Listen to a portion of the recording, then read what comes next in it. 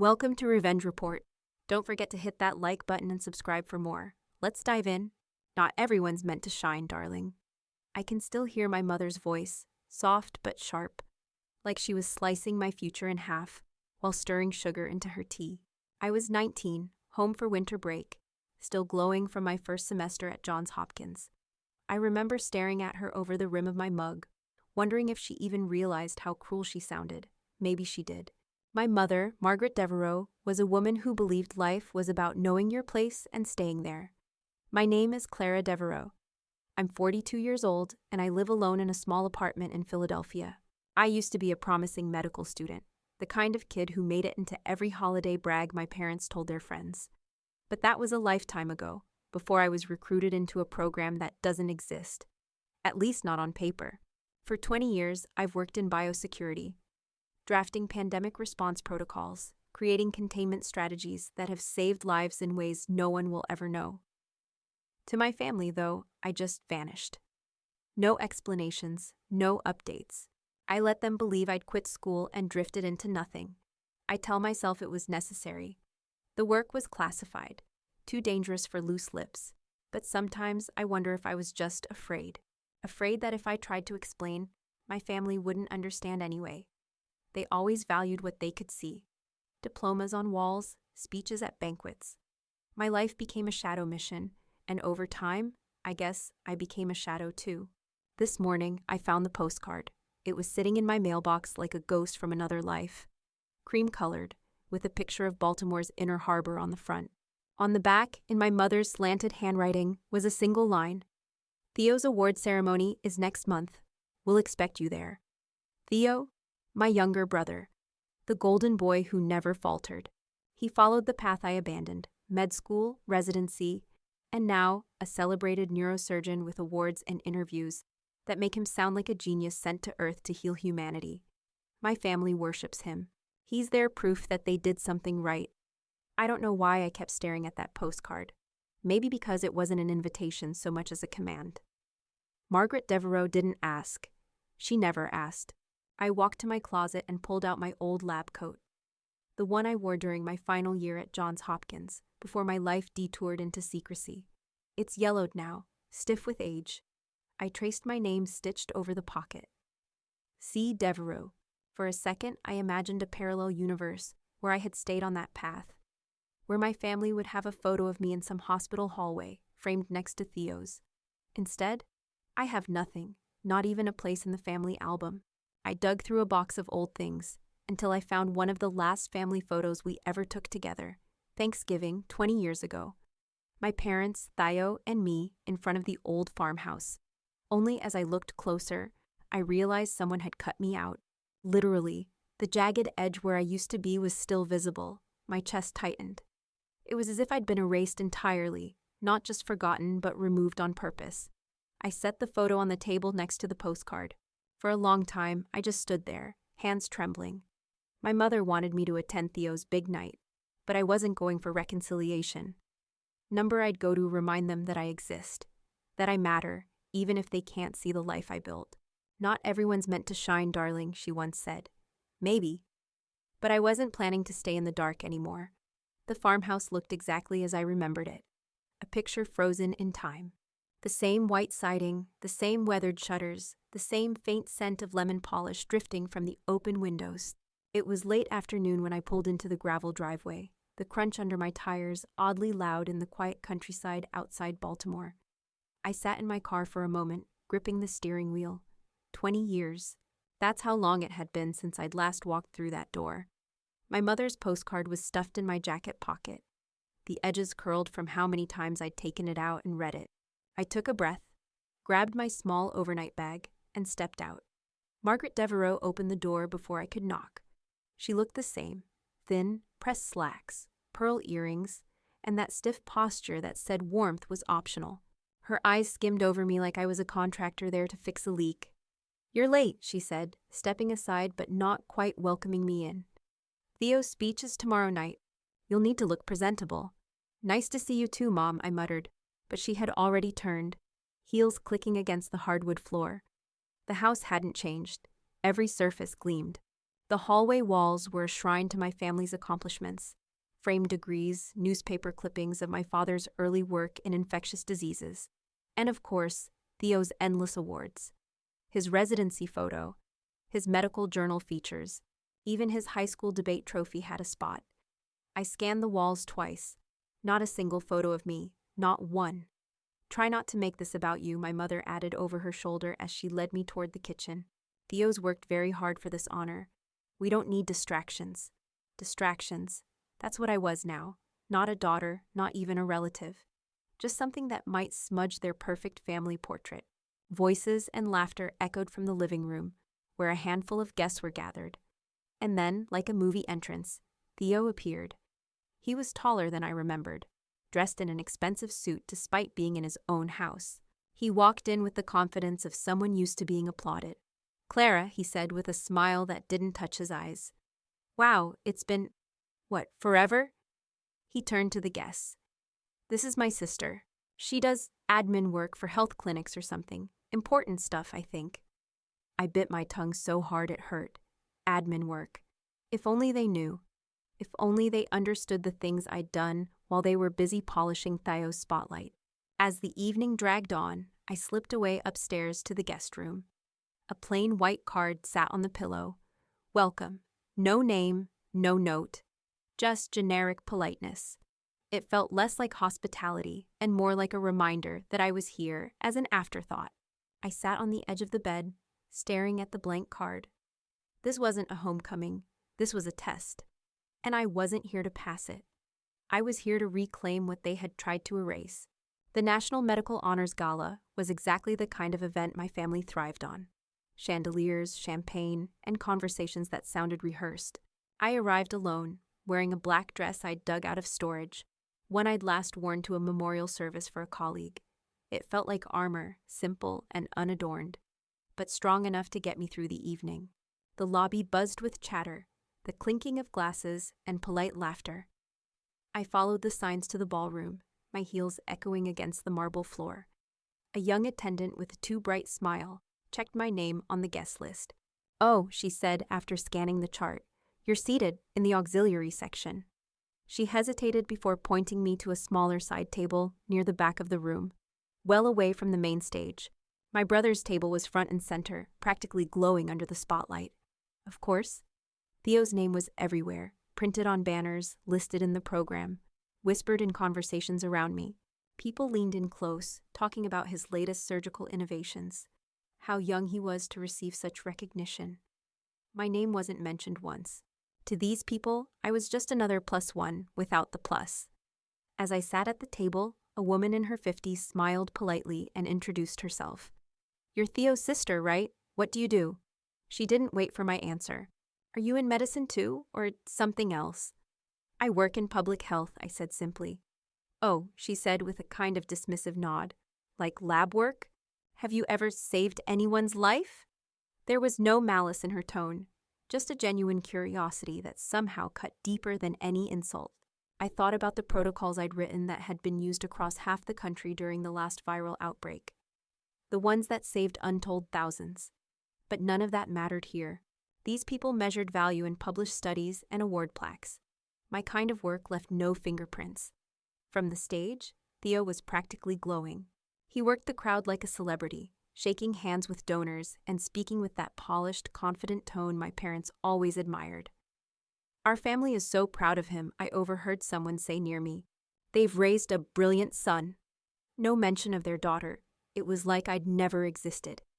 Then, just as the speeches were about to begin, I saw him. Dr. Samuel Weston. I hadn't seen him in almost a decade. The last time was during a classified pandemic simulation that had nearly gone wrong. He was older now, but his sharp eyes and commanding presence were unchanged. He scanned the room, then spotted me. His face lit up with recognition. Without hesitation, he crossed the floor, ignoring the startled looks from the high-profile guests. "Dr. Devereaux," he said warmly, extending his hand. "It's been too long. Your protocols from the Hanover trial saved my team more than once. It's an honor to see you again." The room went silent. Conversation stopped mid-sentence. Theo's smile faltered on stage. People stared at me like I'd just been unmasked. Dr. Devereaux. I stood, shaking Dr. Weston's hand firmly. The honor's mine, I said, my voice steady. I didn't expect anyone here to remember that work. Remember it? He laughed lightly. Clara, they teach your framework at top medical programs now. Your name is legendary among those who know where the real battles are fought. Theo looked like he'd swallowed glass. My mother, seated beside him, gave me a sharp, questioning glance. For once, I didn't care. Let them wonder. Let them realize that the ghost they'd written out of the family narrative had never stopped existing. The rest of the evening, whispers followed me. Not all of them kind, but none of them dismissive. And for the first time in years, I felt something crack open inside me. Not anger, but a quiet satisfaction. I hadn't come here for revenge, but for truth. And the truth had just spoken for itself. The night after the gala, I was back in my Philadelphia apartment, trying to decompress with a mug of lukewarm tea, when my laptop pinged with an alert. At first, I thought it was routine. I still monitored some of my old systems out of habit, but the moment I read the subject line, my stomach clenched. Unauthorized access detected. Biocontainment Protocol, Level 7. I stared at the screen. The report being accessed wasn't just any old file. It was one of mine. A classified document I had written 15 years ago for a covert simulation involving hemorrhagic pathogens. I was one of only 3 people who even knew the document existed. And the credentials used to open it? My own. I didn't hesitate. I grabbed my secure tablet, dialed into the encrypted network, and started tracing the breach. Someone had cloned my digital signature, which meant this wasn't random. It was personal. An hour later, I was at the high-security research facility on the outskirts of the city. The place was cold and clinical, humming with fluorescent lights and distant servers. Dr. Weston was already there, standing beside a pair of stone-faced intelligence officials. "You're not wasting time, I see," Weston said, his voice low. "This is no accident," I replied, logging into the central console. "Whoever did this knows my work. They're not just stealing it, they're tampering with it." Look on the monitor. I pulled up a version of my original protocol. Sections had been altered, subtle changes that would render the containment strategy ineffective. A recipe for disaster if implemented. The lead official, a man in a gray suit who introduced himself as Director Harlan, crossed his arms. "We're treating this as a potential insider leak. Someone on the original team could be selling outdated protocols, maybe to discredit the agency." I turned to him, jaw tight. "With all due respect, Director, this isn't just about discrediting anyone. If these changes spread, we're looking at a massive vulnerability. We don't have time for politics. I want full investigative authority under Clause 9B. His eyebrows shot up. "That's a high-level request." "Then approve it," I said sharply. "Or explain to Congress why you ignored the person who wrote the damn protocol in the first place." The room went quiet. After a tense beat, Harlan gave a slow nod. "Fine, you're in charge. But I expect results fast." That's how, 20 years after I disappeared from my family's radar, I found myself leading a new task force. One that, against all odds, included them. My father, Dr. Philip Devereaux, was summoned for his expertise in infectious diseases. When I walked into the conference room and saw him hunched over the table, adjusting his glasses, I almost froze. He looked older, wearier, but still carried that aura of quiet authority. "Clara," he said, not quite meeting my eyes. It was the first time he'd spoken my name in decades. "Dad." The word felt foreign on my tongue. Margaret arrived soon after, arms folded like a defensive shield. She didn't say much, but her presence alone was enough to make the air thick. And then there was Theo, roped in to review personnel logs, due to his hospital's overlapping networks. He looked annoyed, like this was beneath him. As we dug into the digital archives, I found something that made my blood run cold. Fragments of my original protocols scattered across black market forums, mixed with deliberate errors designed to make it look like I had been sloppy, even reckless. "Someone wants to erase you," Weston said quietly, reading over my shoulder. I nodded, my pulse pounding. "And they're just getting started." The farmhouse attic hadn't changed since I was a teenager. The same uneven wooden floorboards, the same smell of dust and cedar. My mother sent me up there to retrieve an old medical journal she thought my father might need. but I had a feeling she just wanted me out of the way. Theo and my parents were downstairs, locked in a muted argument about how sensitive this entire investigation was becoming. I flicked on the single bulb, its weak light spreading over the cluttered boxes. Most of them were labeled with my brother's name: Theo, college; Theo, awards; Theo, childhood photos. I scanned the room, searching for anything with my name, but found almost nothing. It was like my life had been neatly scrubbed away. Then I saw the box. It was tucked behind a stack of holiday decorations.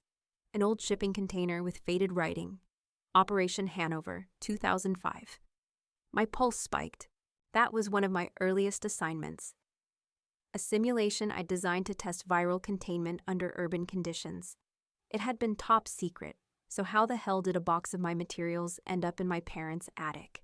I crouched down, pulling out folders and binders, my handwriting covering page after page of contingency plans.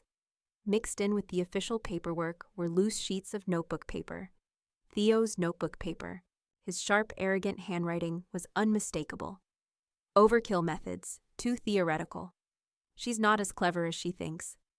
A little tweak here could discredit her framework entirely. My stomach turned. These weren't just notes. They were deliberate sabotages. And then I found the worst of it. A printout of my protocol with sections highlighted and crossed out, as if someone had been studying it for weaknesses. Theo's initials were scrawled in the margins, next to a line that read, "Lennox might be interested in this approach." Dr. Lennox. The name alone made my hands shake. He was a disgraced bioengineer I'd once reported for unethical experiments. A man who'd nearly unleashed a synthetic virus into an open population during testing. He had every reason to hate me. I was still holding the page when Theo's voice came from behind me. "Looking for something?" I spun around, heart racing. He stood in the doorway, arms crossed, his expression casual, almost bored. "Did you leak this?" I demanded, holding up the papers. He smirked, but his eyes gave him away. "You're overreacting. I just looked at your old work, that's all. And maybe I mentioned it to someone. It's not like you were using it. You've been hiding for years." "You tampered with my protocols," I said, my voice tight. "Do you have any idea what this could cause? Lives are at stake." "Don't lecture me," he shot back. "You think you're some invisible hero because no one knows what you've been doing. Do you know how it feels to always be second to a ghost? Every time Mom and Dad looked disappointed, it was because of you. Even when you weren't here, you were overshadowing me. I just wanted to remind them who the real success is." My jaw tightened. "You wanted to ruin me." He looked away, suddenly less confident. "I didn't think it would get this far. I didn't know Lennox would take it this far." A sound came from the staircase. My mother, standing halfway up, frozen with a look I'd never seen before. Not anger, not pride, just shock. She had heard every word. Theo began, but she raised a hand to silence him. I turned back to the documents, my mind racing. If Lennox had these tampered files, he could twist them into catastrophic failures. I opened my laptop and began tracing the digital breaches again. That's when I saw it. A data trail pointing directly to Lennox's known digital signature. "It's him," I said, my voice low. "Lennox is behind this. He's using your sabotage as cover, Theo. And if we don't stop him now, every mistake will have your name on it." Theo swallowed hard. For once, he didn't have a smug response. 2 days later, I was back in the field, leading a small covert team. A mix of intelligence officers, virologists, and reluctantly, Theo. We tracked Dr. Lennox's signal to an abandoned bioresearch annex on the outskirts of DC. The building was a decaying relic, its windows boarded up, the front entrance padlocked with rusted chains. "This place looks like a set from a horror movie," Theo muttered, tugging at his jacket. "Are you sure he's here?" I shot him a look. "His server pinged from this location 3 hours ago. Unless you've got a better lead, I'd suggest staying quiet and following my instructions." He fell silent, though I could feel his resentment simmering beside me. Weston, who had insisted on joining us, cut the chains with bolt cutters and gestured for me to lead the way. Inside, the air was thick with dust and the faint metallic tang of chemicals, long since dried on lab counters. The hum of old servers echoed down the hall like a pulse. "Power's still running," Weston noted, his eyes narrowing. "That means someone's been here recently." We moved cautiously, clearing each room. The deeper we went, the clearer it became. Lennox had been using this annex as his base for months. Strewn across the tables were printouts of my original containment protocols, every page marked with red annotations and handwritten comments. In the back lab, we found him. Dr. Lennox was hunched over a bank of servers, his graying hair sticking out at odd angles, his hands flying across a keyboard. He didn't even flinch when we entered. "Clara Devereaux," he said, his voice smooth, almost amused. "I was wondering when you'd show up. Ghosts usually take longer to find their graves." I tightened my grip on the flashlight, resisting the urge to lash out. "You've been tampering with my work, altering data that could get thousands killed. Why?" He chuckled, glancing over his shoulder. "Because no one remembers you. You're the invisible one, the unsung genius. That makes it easy to erase you. All I had to do was sprinkle enough doubt into your legacy. Soon your protocols will be seen as the failures that let the next pandemic spiral out of control. And I'll be the one who fixes it. I'll be the savior." "You're insane," Theo said, stepping forward. "You'll be caught before you get close." Lennox smirked. "You should talk, Dr. Devereaux. It was your meddling that gave me the perfect cover." Theo's jaw clenched, but for once, he said nothing. I moved toward the servers, scanning the screen. Lennox had already begun uploading false data to several hospital networks. If I didn't stop it now, lives would be on the line. "Step away from the terminal," I ordered. He didn't move. Instead, he leaned back, arms folded. "Even if you stop me, Theo's career is over. His name is all over the leaks. I made sure of it. Do you really think they'll believe he's innocent?" I froze for a moment, the weight of Lennox's words settling in. He was right. Theo's fingerprints were all over the tampered files. I could save the data, but my brother's reputation would likely be destroyed. As I downloaded and secured the corrupted files, I glanced at Theo. His face was pale, his bravado gone. For the first time, I realized he finally understood the gravity of what he'd done. The next morning, we sat in a secure conference room at the Federal Health Headquarters. The atmosphere was electric with tension. A panel of government officials and medical leaders had been convened to review the breach, including Dr. Weston and Director Harlan. Theo sat to my left, shoulders hunched, his usual polished confidence nowhere in sight. My parents were across the table, my father rigid, my mother's hands folded in a tight knot. Director Harlan cleared his throat. "We have confirmed that Dr. Lennox was behind the sabotage of the containment protocols. However, the leaked files were accessed through credentials belonging to Dr. Theo Devereaux. This raises serious concerns about negligence, or worse." Theo's face went red. He opened his mouth but stopped, glancing at me like he expected me to jump in. I didn't. It wasn't my job to protect him anymore. He swallowed hard. "I need to say something." The room went still. "I tampered with Clara's old protocols," he admitted, his voice low but steady, "not because I wanted to hurt anyone, but because I wanted to prove I was better than her. I thought if I pointed out flaws, even if I had to create them, I'd finally be the one my family respected. I didn't realize someone like Lennox would use that to launch a full-scale attack." The silence after his words was deafening. My mother's mouth opened, but no sound came out. My father finally looked at me, his expression a mixture of shame and something like regret. Dr. Weston broke the tension. "Doctor, Clara Devereaux's protocols have saved millions. She's one of the few experts who saw the gaps in global biosecurity years before the rest of us. If anything, her work deserves far greater recognition than it's received. I propose we officially credit her with the foundational pandemic frameworks we now rely on." Theo looked down at the table, unable to meet my eyes. My father cleared his throat. "Clara," he said quietly, "I never realized. All these years, I thought you'd wasted your potential. I see now how wrong I was. You didn't just become a doctor. You became something bigger." My mother's voice cracked for the first time in my life. "I thought I was protecting you by staying silent, by letting Theo take the spotlight. But I see now I was just erasing you. I'm sorry. It wasn't perfect. It wasn't enough to erase 20 years of absence, but it was something. When it was my turn to speak, I stood. I'm not here to blame Theo or anyone else. I'm here because we can't afford to let sabotage like this slip through the cracks. Our systems are only as strong as our integrity. If we can't hold ourselves accountable, then we're just waiting for the next crisis to hit. By the time I finished my presentation on strengthening biointelligence safeguards, the review board was nodding. Weston placed a hand on my shoulder and said, "You've done more for public health than anyone in this room. It's time people know your name." For the first time in 2 decades, I felt the weight lift. My identity was no longer hidden in the shadows.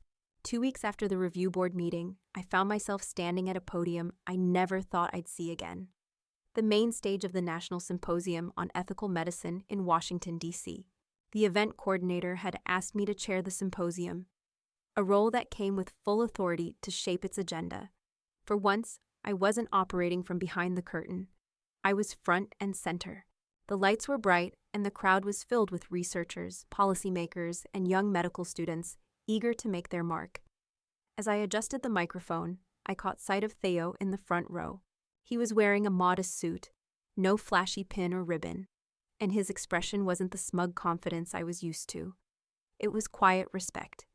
"My name is Dr. Clara Devereaux," I began, the words foreign yet powerful on my tongue. For 2 decades, my work was invisible, and that's how it needed to be. But I've learned something important. The hardest part of saving lives isn't the science, it's staying human while you do it. A hush settled over the room as I spoke about the weight of invisible labor, the doctors, nurses, and researchers whose names never make headlines, but whose work shapes the future. I talked about the responsibility that comes with knowledge, how ethics isn't a footnote, but the foundation of every decision we make. The world doesn't just need brilliant minds, I said, scanning the audience. It needs moral ones.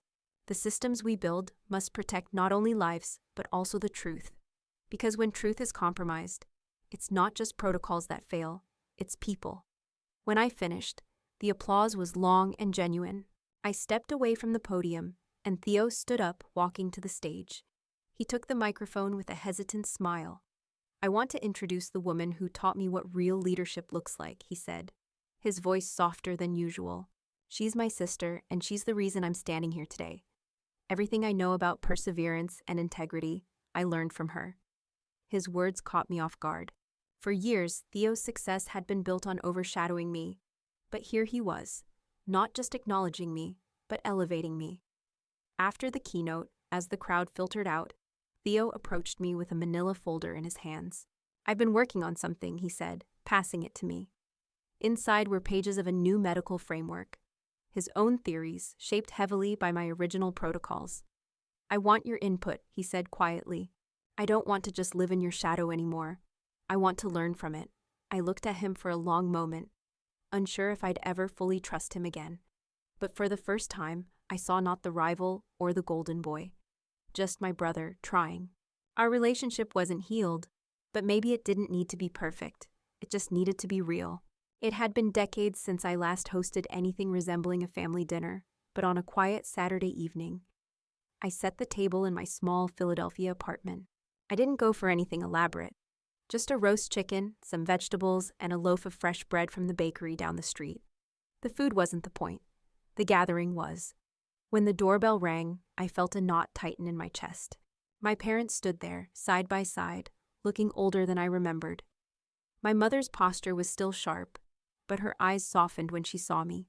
My father, holding a bottle of wine, gave me a small nod, as if this was the closest he could get to an apology. Theo arrived last, dressed down for once. No white coat or gleaming awards to hide behind. He handed me a bouquet of simple white lilies. "I figured you don't want anything flashy," he said, with a sheepish half-smile. We sat around my small wooden table, the 4 of us, like a family trying to remember how to do this. At first, the conversation was stilted. Comments about the food, the weather, anything safe. But gradually, it shifted. My mother mentioned how proud she was to see my name in medical journals again. My father asked about my work with a sincerity I hadn't seen in years. Theo kept glancing at me, as if waiting for permission to speak freely. Halfway through dinner, I stood up and walked over to a small shelf in the corner. From it, I pulled down an old family photo, the one from Thanksgiving years ago, the one where I had been cut out. I placed it in the center of the table. "We need a new one," I said, my voice steady. "Everyone in frame this time." For a moment, no one spoke. Then my father stood, quietly retrieving an old camera from his coat bag. The same one he used to bring to every school recital and family picnic. He adjusted the lens, looked at us, and for the first time in decades, there was no judgment in his gaze. We all stood together, side by side. Margaret's hand rested lightly on my shoulder. Theo leaned in, not as the star, but as my brother. The flash went off, capturing something fragile but real, a beginning. As I looked at the new photo, I realized I wasn't here for revenge or validation. I was here because I wanted this. Not a perfect family, but one where I could finally be seen. The morning light in Philadelphia has a certain clarity to it. Harsh, but honest. I woke to it filtering through the blinds, cutting soft patterns across the floor of my apartment. My kitchen table was still cluttered from last night's family dinner.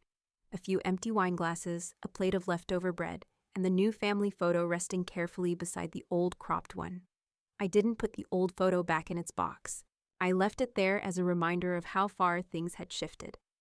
After breakfast, I opened my laptop and scrolled through the latest issue of the American Journal of Biocrisis Strategy. I stopped on a feature article titled, "The Devereux Protocols, Foundations of Modern Pandemic Response."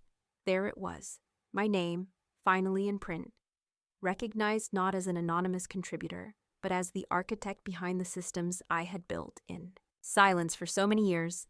I thought I'd feel triumphant, but what I felt instead was a quiet, almost unfamiliar peace. Later that day, I walked across campus at a local medical school, where I had been invited to teach a seminar on medical ethics. The lecture hall was filled with students, some taking notes furiously, others simply listening with wide eyes. I didn't talk about awards or recognition. I didn't talk about Theo, or even about the controversies. Instead, I told them the one truth I had learned after decades of unseen work. True strength, I said, leaning against the podium, is staying open, even when it hurts. The moment we start thinking of patients as numbers or crises as statistics, we lose the part of ourselves that makes us healers. When the class ended, I gathered my notes, ready to leave. That's when I noticed a small box on my desk. There was no note, just a tag with one word written in Theo's careful handwriting, "Sister." Inside was a small cake, homemade and slightly imperfect, with 3 words written in shaky icing: Doctor, Sister, Teacher. I sat down, staring at the cake, and for the first time in years, I smiled without any trace of bitterness. Theo didn't owe me this. He didn't need to make grand gestures.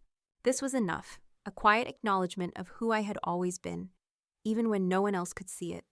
As evening approached, I stood by the window of my apartment, looking out over the city as it hummed to life below me. Lights flickered on in the row houses across the street, and I could hear the faint sound of someone playing a saxophone on a distant corner. Justice doesn't roar, I murmured to myself. It whispers when you step into the light. For the first time in 20 years, I felt like I didn't need to fight for my place anymore. I had built something enduring, not just in medicine, but within myself. And that, I realized, was the legacy I wanted to leave.